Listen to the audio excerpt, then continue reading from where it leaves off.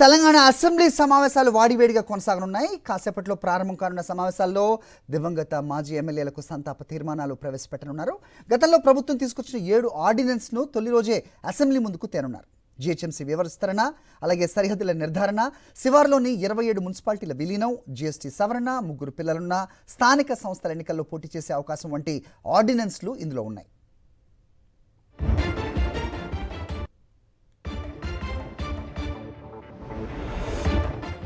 శాసనసభ సమావేశాల్లో కృష్ణా గోదావరి నదీ జలాలపై కీలకంగా చర్చించనున్నారు.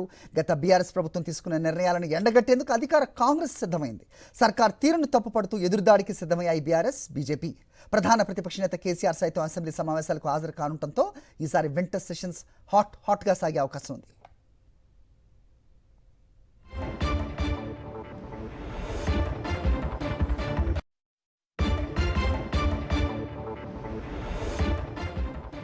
రైట్, ఈరోజు ఆప్టిక్ ఆఫ్ ద డేగా చూడొచ్చు. సో ప్రతిపక్ష నేతగా కేసీఆర్ అసెంబ్లీలో అడుగు పెట్టనున్న నేపథ్యం, ఆయన మరి కాసేపట్లోనే అసెంబ్లీకి బయలుదేరినట్టుగా కూడా అప్డేట్ అందుతోంది. దీంతో నందీనగర్లోని కేసీఆర్ ఇంటికి బీఆర్ఎస్ ఎమ్మెల్యేలు, ముఖ్య నేతలు కూడా తరలి వెళ్తున్నట్టుగా కూడా అప్డేట్ చూస్తున్నాం. అసెంబ్లీ మీడియా పాయింట్ వద్ద మా కరెస్పాండెంట్ శేఖర్ నారు ఒకసారి మాట్లాడదాం. శేఖర్, చెప్పండి.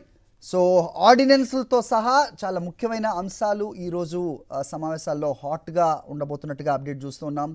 అలాగే KCR is going to be the optics of the day అన్నట్టుగా వార్తలు వస్తూ ఉన్నాయి. ఏం జరుగుతోంది, ఎలా ఉంది అక్కడ వాతావరణం, అప్డేట్ చెప్పండి. సరే, మరికొద్ది సేపట్లోనే తెలంగాణ శీతాకాల శాసనసభ సమావేశాలు ప్రారంభం కానున్నాయి. ఉదయం 10:30 గంటలకు ప్రారంభం అవుతాయి. ఇక ప్రారంభమైన వెంటనే దివంగత నేతలు ఇద్దరున్నారు, వాళ్ళిద్దరికీ సభ సంతాపం తెలియనుంది. దాని తర్వాత ఈరోజు క్వశ్చన్ అవర్ రద్దు చేశారు. మొత్తం 7 ఆర్డినెన్స్లకు సంబంధించినటువంటి బిల్లులను టేబుల్ చేయనున్నారు. అందులో జిహెచ్ఎంసీకి సంబంధించినటువంటి కీలక అంశాలు ఉన్నాయని చెప్పుకోవాలి. అట్లాగే ఉద్యోగ నియామకాలకు సంబంధించినటువంటి సవరణ చట్టానికి సంబంధించినటువంటి ఆర్డినెన్స్ ఉంది. అట్లాగే జిఎస్టీ వల్ల తెలంగాణ రాష్ట్రానికి 7,000 కోట్ల వరకు నష్టం వస్తుందని రాష్ట్ర ప్రభుత్వం పదే చెప్తున్నప్పటికీ ఈరోజు దానికి సంబంధించినటువంటి సవరణ ఆర్డినెన్స్ కూడా ఉందని చెప్పుకోవచ్చు. అట్లాగే జీపీపీ తర్వాత ఎంపీపీకి సంబంధించినటువంటి పంచాయతీ రాజ్ యాక్ట్ సవరణకు సంబంధించినటువంటి ఆర్డినెన్స్ కూడా సవరణ చేరున్నారు. ఇట్లా మొత్తం 7 అంశాలు ఉన్నాయి. కీలకమైనటువంటి అంశాలన్నింటినీ కూడా ఈరోజు టేబుల్ చేరున్నారు. దాని మీద రాబోయేటువంటి రోజుల్లో చర్చించేటువంటి అవకాశాలు అయితే కనిపిస్తూ ఉన్నాయి. ఇక ఈరోజు మాజీ ముఖ్యమంత్రి కేసీఆర్ శాసనసభకు వస్తూ ఉన్నారు. కేసీఆర్ గత బడ్జెట్ సమావేశాలకు వచ్చిన తర్వాత మళ్ళీ ఈరోజే రావడము. రీసెంట్గా మాజీ ముఖ్యమంత్రి ఆయన కీలకమైనటువంటి బీఆర్ఎస్ పార్టీకి సంబంధించినటువంటి నాయకులతో సమావేశాన్ని ఏర్పాటు చేశారు. ఇక నేను రంగంలోకి దిగుతాను, నేనే యుద్ధం చేస్తాను అన్నటువంటి కీలకమైనటువంటి వ్యాఖ్యలు చేసినటువంటి నేపథ్యంలో ఈరోజు ఆయన అసెంబ్లీకి రావడం కొంత హాట్ టాపిక్గా అసెంబ్లీ మొత్తం కూడా చర్చ జరుగుతున్నటువంటి పరిస్థితులు ఉన్నాయి. ఇక రాష్ట్ర ప్రభుత్వం కృష్ణా నదీ జలాలకు సంబంధించినటువంటి విషయం మీద చర్చ జరుపుదాము, అసెంబ్లీకి రావాలని మాజీ ముఖ్యమంత్రికి సవాలు విసిరినటువంటి అంశాలను కూడా మనం చూసాం. ఇక ఈరోజు ఓవరాల్గా ఈ ఆర్డినెన్స్లకు సంబంధించినటువంటి అంశాల మీద చర్చ జరిగిన తర్వాత ఏవైతే టేబుల్ చేసిన తర్వాత వాయిదా పడుతుంది. మళ్ళీ వచ్చే నెల 2వ తేదీ నుంచి జరిగేటువంటి అవకాశాలు అయితే ఉన్నాయి. బీఎస్సీ నిర్వహించున్నారు. బీఎస్సీకి కేసీఆర్కు ఆహ్వానం పంపారు. మరి కేసీఆర్ వెళ్తారా లేదా అన్నది చూడాల్సి ఉంటుంది. ఎన్ని రోజులు సభ జరపాలి, ఏ రకమైనటువంటి అంశాల మీద ఎజెండా తయారు చేయాలన్నటువంటి విషయం మీద చర్చించనున్నారు బీఎస్సీలో. ఇక కృష్ణా జలాల మీద పెద్ద ఎత్తున అధికార విపక్షాల మధ్య మాటల యుద్ధం నడుస్తుంది. గత ప్రభుత్వ నిర్ణయాల వల్లనే తెలంగాణ రాష్ట్రానికి అన్యాయం జరిగిందంటూ అధికార పక్షం దాడికి దిగుతున్నటువంటి పరిస్థితులు ఉన్నాయి. నిన్న ముఖ్యమంత్రితో ఉత్తమ్ కుమార్ రెడ్డి, ఇరిగేషన్ శాఖ మంత్రి ఉత్తమ్ కుమార్ రెడ్డి, ఇరిగేషన్ అధికారులు భేటీ అయ్యారు. ఇరిగేషన్కు ఈ కృష్ణా జలాలకు సంబంధించినటువంటి విషయం మీద ప్రతిపక్షాల మీద ఏ రకమైనటువంటి దాడి చేయాలి, కేంద్ర ప్రభుత్వం తీసుకున్నటువంటి నిర్ణయాల వల్ల ఏ రకంగా అన్యాయం జరిగింది, రాష్ట్ర ప్రభుత్వం గతంలో తీసుకున్నటువంటి నిర్ణయాల వల్ల ఏ రకంగా అన్యాయం జరిగింది, ప్రజెంట్ కాంగ్రెస్ ప్రభుత్వం వచ్చిన తర్వాత తీసుకున్నటువంటి నిర్ణయాలు ఏంటి అన్నటువంటి విషయాలన్నింటి మీద కూడా ఒక నివేదిక తయారు చేశారు. పీపీటీ కూడా ఇస్తాము అని రాష్ట్ర ప్రభుత్వం నుంచి చెప్తున్నటువంటి పరిస్థితులు ఉన్నాయి. పీపీటీ ఇస్తే కనుక శేఖర్, అయితే ఎలా చూడాలి ఒకసారి మీరు చెప్తున్న అంశాలతో పాటుగా కేసీఆర్ ఈరోజు హాజరు కోబోతున్నారు అనే దానికి ముందుగా కర్టన్ రేజర్గా ఆయన చేసిన ప్రెస్ మీట్ని చూడాల్సి ఉంటుంది. ఆ తర్వాత కేటీఆర్ వ్యాఖ్యలు, అసెంబ్లీకి వస్తే పెద్ద తలకాయల గుండె ఆగుతుంది అని ఆయన మాట్లాడడం, దానికి పొన్నం ప్రభాకర్ కౌంటర్, అలాగే శ్రీధర్ బాబు కూడా నిన్న ఆయన రావాలి, ఒక అర్థవంతమైన చర్చ జరగాలని కూడా మాట్లాడారు. దీని అంతటిలో ఏదైనా పర్సనల్ అలిగేషన్స్ తోటే సరిపోతాయా సమావేశాలు, లేదంటే అర్థవంతంగా సాగే అవకాశం ఉందా? చాలా ముఖ్యమైన అంశాలు కనిపిస్తూ ఉన్నాయి మీరు చెప్పినట్లు. ఖచ్చితంగా మొత్తం రాష్ట్ర ప్రభుత్వం వర్సెస్ ప్రతిపక్షంలో నీటికి సంబంధించినటువంటి అంశం మీదనే ఎక్కువగా రాజకీయాలు నడుస్తూ ఉన్నాయి. ఈ అసెంబ్లీ సమావేశాలంతా కూడా నీటి పంపకాలకు సంబంధించినటువంటి అంశం మీద, ముఖ్యంగా కృష్ణా జలాల వివాదాల మీదనే ఎక్కువగా జరిగేటువంటి అవకాశాలు ఉన్నాయి. ఇరిగేషన్ శాఖ మంత్రి గతంలో చేసినటువంటి అనుభవం ఉన్న హరీష్ రావు, మేము దేనికైనా సిద్ధం, ఏ రకమైనటువంటి అంశాలకైనా సిద్ధం, కానీ మాకు సమయం ఇవ్వాలి, పీపీటీ ఇవ్వడానికి మాకు కూడా అవకాశం ఇవ్వాలని వాళ్ళు డిమాండ్ చేస్తూ ఉన్నారు. 15 నుంచి 20 రోజుల సమయం చర్చిస్తే కనుక పూర్తి స్థాయిలో క్లుప్తంగా చర్చకు అర్థవంతంగా ఉంటుంది అన్నటువంటి అంశం ప్రతిపక్షం చేస్తూ ఉంది. మరి ప్రభుత్వం ఏ రకమైనటువంటి అవకాశం ఇస్తుంది, ఈ కృష్ణా జలాల విషయంలో ఎవరిది పైచేయి నిలుస్తుంది అన్నది చూడాల్సి ఉంటుంది.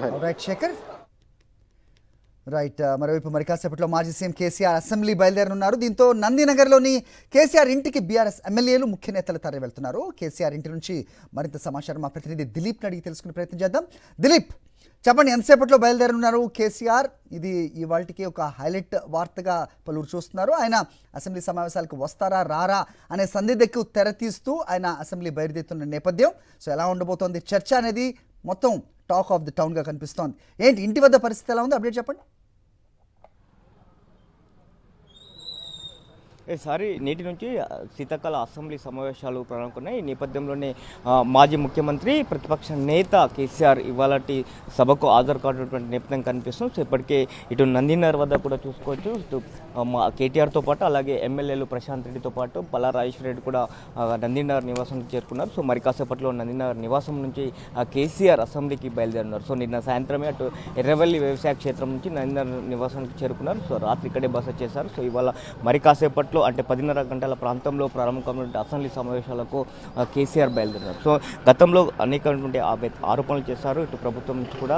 సో కేసీఆర్ అసెంబ్లీకి రావాలి, అసెంబ్లీలో మాట్లాడాలి. సో కేసీఆర్ అసెంబ్లీకి రావడం లేదు, ప్రతిపక్ష పాత్ర పోషించట్లేదు అనేటువంటిది ప్రభుత్వం ఆరోపిస్తున్న నేపథ్యంలో సో ఆ మాటలన్నింటి కూడా పటపంచలు చేస్తూ ఇవాళ ప్రతిపక్ష నేత కేసీఆర్ అసెంబ్లీకి హాజరు కానున్నారని చెప్పుకోవచ్చు. సో ఈ నేపథ్యంలో మరి పూర్తి 3 రోజుల పాటు అసెంబ్లీ సమావేశాలు నిర్వహించబోతుంది. సో మరి 3 రోజుల పాటు కేసీఆర్ అసెంబ్లీకి హాజరవుతారా లేదా ఇవాళ ఒకరోజు మాత్రమే అసెంబ్లీకి హాజరవుతారా అనేటువంటిది అయితే ఒక చర్చ జరుగుతున్న పరిస్థితి కనిపిస్తుంది. సో గతంలో కూడా మార్చి 12వ తేదీన బడ్జెట్ సెషన్కి మొదటి రోజు మాత్రమే కేసీఆర్ హాజరయ్యారు.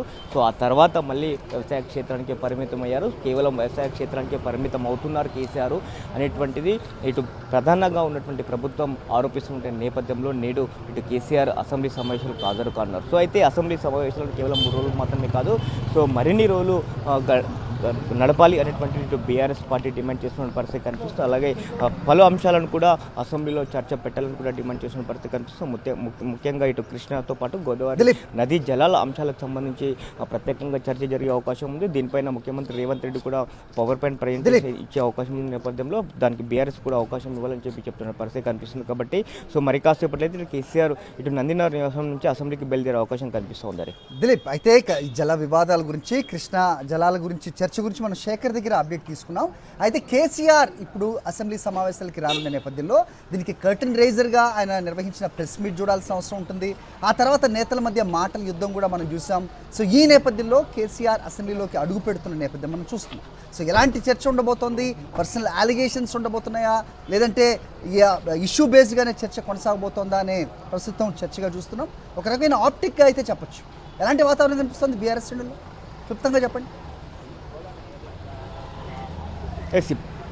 ఇప్పటికే అసెంబ్లీలో ఎలాంటి వ్యూహాలు రచించాలి అనే దానిపైన కూడా ఈ నెల 21వ తేదీన ఇటు తెలంగాణ భవన్లో కూడా కేసీఆర్ అధ్యక్షతన బీఆర్ఎస్ఎల్పీ సమావేశం నిర్వహించారు. ఆ తర్వాత కేసీఆర్ కూడా ప్రెస్ మీట్ పెట్టి మాట్లాడాడు. సో కేవలం ప్రెస్ మీట్ పెట్టి మాట్లాడితేనే అధికార కాంగ్రెస్ గుండెల్లో రైళ్లు పరిగెడుతున్నాయి.